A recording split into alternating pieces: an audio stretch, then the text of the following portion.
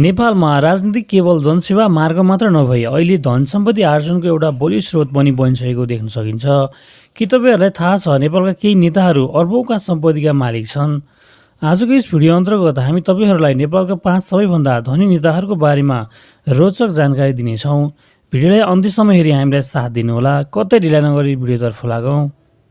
Number 5 Madhav Kumar Nepal. विगत सम्मत 2049 फागुन 23 गते रौतहटमा जन्मिएका माधव कुमार नेपाल अहिले 71 वर्षका भइसकेका छन् भने उनले 2065 सालदेखि 2068 सालसम्म करिब 2 वर्ष नेपालका प्रधानमन्त्रीका रूपमा समेत काम गरिसकेका छन् र उनले चढ्ने गाडीको कुरा गर्दा उनीसँग प्राडोको गाडी छ।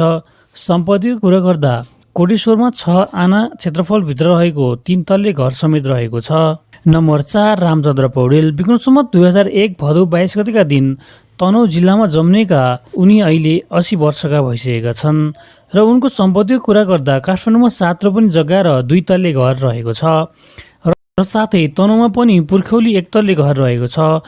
उनको 7 रोपनी जग्गामध्ये आफ्नो नाममा भने मात्र 1.5 रोपनी रहेको छ भने बाँकी जग्गा आफ्नो आफन्तका नाममा रहेको छ र उनी अहिले नेपालको राष्ट्रपति समेत रहेका छन्। नम्बर 3 शेरबहादुर देउवा। काङ्ग्रेसका सभापति रहेका उनी काङ्ग्रेसका सबैभन्दा धनी नेता पनि हुन्। उनको जन्म विक्रम सम्वत 2003 जेठ 31 गतेका दिन डडेलधुरामा भएको थियो र अहिले उनी 78 वर्षका भइसकेका छन्। नेपालमा 5औं पटकसम्म प्रधानमन्त्री समेत भइसकेका छन्। आउनुहोस् अब कुरा गरौँ उहाँको सम्पत्तिको बारेमा। सम्पत्तिको नाममा बुढा नीलकण्ठमा 15 रोपनी जग्गा र 8 कोठाको 2 तल्ले घर समेत रहेको छ। पुर्खौली ठाउँ डडेलधुरा र कञ्चनपुरमा गरी 14 बिघा जमिन समेत रहेको छ। नम्बर 2 केपी शर्मा ओली। उनी अहिले नेपालका प्रधानमन्त्री रहेका छन्। उनको जन्म विक्रम सम्वत 2008 फागुन 10 गतेका दिन तेह्रथुममा भएको थियो। अहिले उनी 72 वर्षका भइसकेका छन् भने उनी नेपालमा हालसम्म 4 पटक प्रधानमन्त्री भइसकेका छन्। उनले टोयोटा कम्पनीको अल्ट्रा हाइल्यान्ड इन्क्लुजर बुलेट प्रुफ गाडी चढ्ने गर्दछन् र त्यसको बजार मूल्य करिब 3 करोड रहेको छ।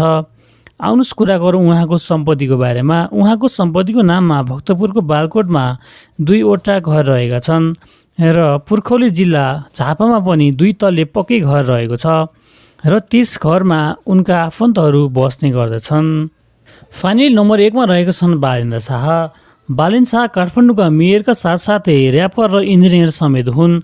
उनको सम्पत्तिको नाममा काठमाडौँमा 5 तल्ले घर र सुजुकीको कार साथै पुर्खौली घर महोत्तरीमा पनि 60 बिघा जमिन रहेको छ जसलाई बिक्री गर्ने हो भने अर्बौं रकम बराबरको हुन जान्छ।